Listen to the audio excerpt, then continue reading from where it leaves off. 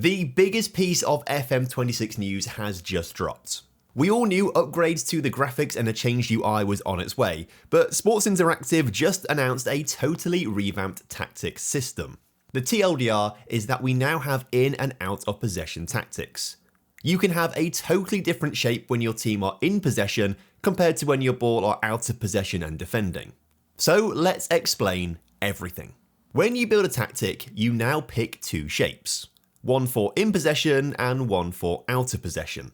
So maybe defensively I want to play a 5-3-2, but as soon as we get possession, I want my wide defenders to bomb forwards and become wingers, so my in possession formation could be a 3-5-2 instead. You don't have to play different shapes, you can have the same shape. For example, a 4-3-3, you might think that's a really good defensive shape, and you might think it's a really good going forward shape, and you can do that because every player now has two roles. This is a super cool change to Football Manager. I think formations and tactics in general over the last few years, especially with 2 years of FM24, have got quite stale.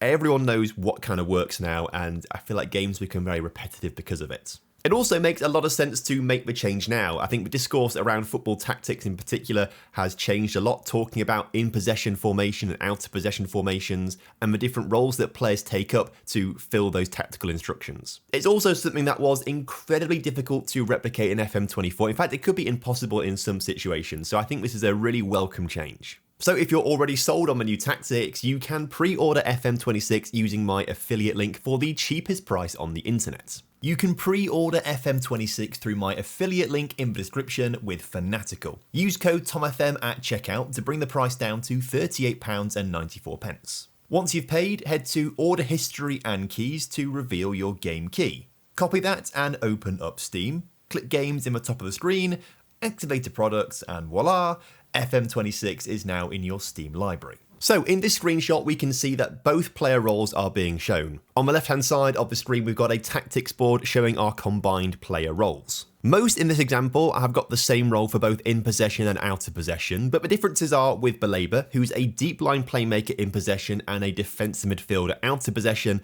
and then you've got Matoma and Minter on the wings. In possession, they are wingers, and out of possession, they are wide midfielders. Football Manager put out their own video about the new tactics, and I think CJ Ramson, one of the devs on the game, describes it more succinctly than I can. Player roles are now split between in possession and out of possession. For our in possession formations, we have some new roles and some roles that have been reworked, and then for out of possession, we have a completely new set of roles. One of the biggest things for me is you can have two identical formations in possession for two different teams, but the roles and how they behave out of possession will make it behave differently. So let's look at Foden, who looks really good by the way. I think he's had an upgrade from FM24. His in-possession roles as an attacking midfielder look kind of familiar. Advanced playmaker and attacking midfielder are recognisable. Second striker is obviously a renamed shadow striker, but channel midfielder is interesting because to me that sounds like a cross between a Trequartista and a Mazzala. Out of possession though is very new. You still have attacking midfielder, but the new ones are super interesting.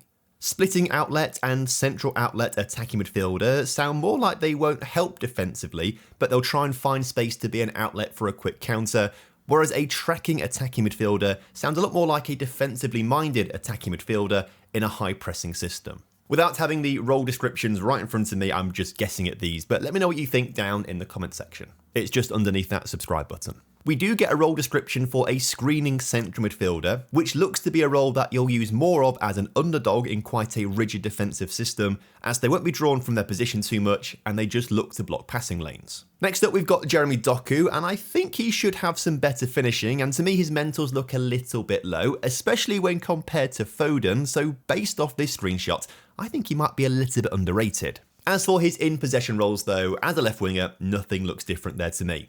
Out of possession though, we've got something very similar to the central attacking midfielders. Further back down the pitch, Rico Lewis looks solid. You forget he's only 20 years old, so I reckon he's going to have some really high potential ability in FM26. As an in-possession right-back, the only change name is playmaking wing-back, which is what I assume in FM24 was known as the complete wing-back. Out of possession though, you'll have pressing fullback or holding fullback, which obviously dictates the style of play you're trying to go for. If you're parking the bus, you're obviously going to set him to be a holding fullback. So there's loads of new player roles, which is really exciting, and I think this actually lends itself to having lots of different styles of play.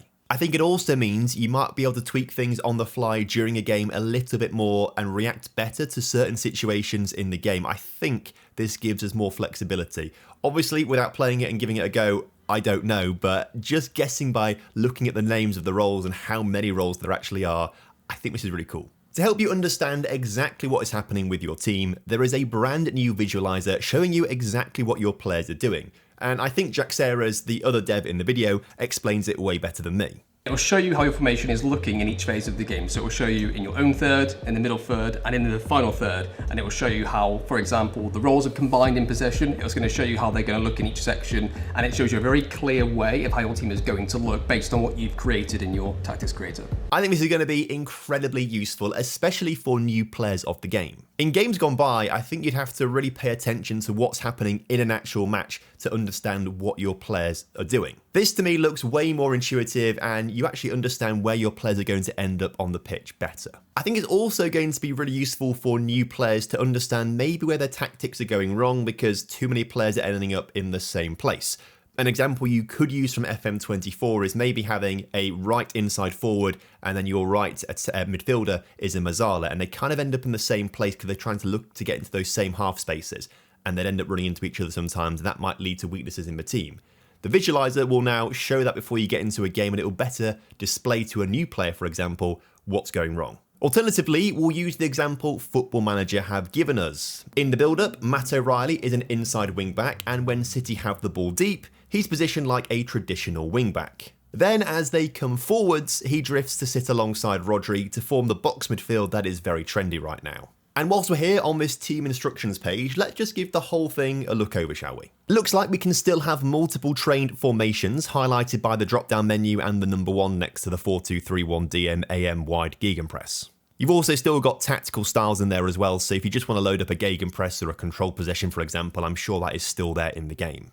To the right of the screen, we have opposition reports and data hub information, which is actually super useful, I think, because it gives you a chance to glance over what's coming up and find weaknesses in your next team, but it also gives you a chance to see where maybe your team aren't performing compared to the rest of the league with the data hub. I am a little bit unsure about what's going on in the middle, though. Here we have our team instructions for the build-up in possession. It then moves up to final third before then going to progression. That feels like it should be swapped around in my opinion, before then having the overall kind of general play that you've got going on at the top, which makes sense. What I don't like so much is maybe how the tile and card system is looking to be implemented here. It looks like to change something, we're going to have to click into each of these tiles to reveal a full card to then make the changes. Now, to be clear, first of all, everything so far, I think, is a massive upgrade on FM24. I'm loving what they've done. I think it's really interesting, and I think it's going to give us so many more options and a different way to play the game. But they also showed this screenshot here, which shows all the in-possession instructions on one screen. And to me, this doesn't seem as clean, fluid, or intuitive as FM24. FM24's instructions are way more visual and easy to understand and what you're actually doing. I can see my team getting wider, I can see where early crosses are going to be hit from, and I can see what overlap and underlap mean, for example. Now, perhaps it shows us all of that and more when we click into each of the instructions, and in fact, I do actually think some of these things are visualized better. For example, passing directness isn't just a slider now like it is in FM24, it literally shows the lengths the ball is being passed. But I think the way the information is displayed in FM24 by showing the dots where the players are and showing how wide they get, or you can move the line upwards and down for out of possession information, can't you? I think that's just displayed better, and I think that is probably better for a new player coming to the game to see things visualized like that. So maybe I'm being a bit nitpicky, but I just think the way this information about team instructions is displayed, I think it's better in FM24. Everything else, like I said, I think is an upgrade, especially the visualizer. I think that's really cool that they brought that in. The game hasn't come out yet, it is still subject to change, so it may change potentially, we don't know, but I think it looks a bit better in FM24. One thing I am 99% sure they didn't talk about is actually individual player instructions, like when you click on a player and tell that player individually to shoot less often, for example. I'm going to assume that is still in the game. I think they just haven't spoken about it because everything else they've spoken about is brand new. I guess there's no point talking about things that aren't changing or haven't changed, so I'm just going to assume it's still there and it wasn't mentioned because nothing's really changed. To accommodate all of this, the match engine has been hugely revamped, and this section of the blog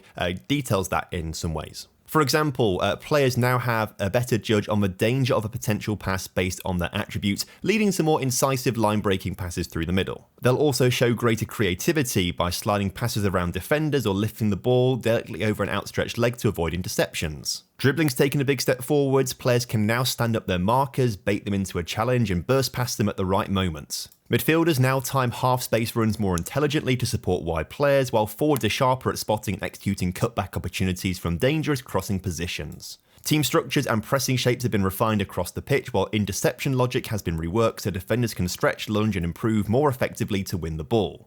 Improvise more effectively to win the ball. But the point is, they've made huge changes in the AI of the players and the match engine to accommodate all of these new roles and tactics and instructions. And I think it's going to be the most complete tactical game that based on what I've read and based on what I've seen, I think it's going to be the most complete tactical football manager ever made. The game is shaping up to look really, really good. I think my expectations were quite low coming into this, really, especially off the back of a cancellation, but actually they're smashing it right now. They're really smashing it. I just hope by the time early access comes out, it's in a very stable place and we can all start to enjoy it. Remember to use my affiliate link in the description to pre-order FM26 to get yourself into the early access circa 2 weeks beforehand. So if it comes out on the 4th of November, we're looking at roughly October 21st is when it might begin to come out. So now you know all about the new tactics. It's time to watch this video to learn all about the brand new matchday experience. They showed off a bunch of new in-game clips of how the game's going to look. They showed off all the lovely new camera angles they've got. It's going to be a really cool way to watch a match play out as well. So you can find out all of that information by clicking the video on screen right now.